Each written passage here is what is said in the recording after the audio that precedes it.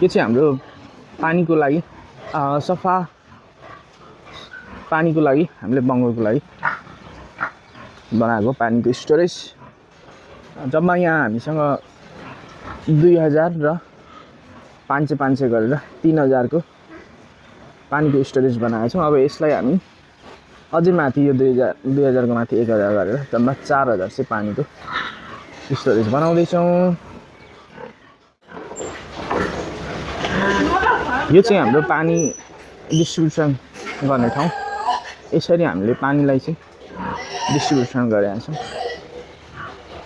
त्यहाँबाट आएको पाइपलाइन चाहिँ हामीले यसरी अर्को ब्लकमा राखेका छौँ। यसरी हामीले यो केजमा पनि अलग अलग सेपरेट पानीको निप्पल राखेर पानीको लागि बनाएको छौँ।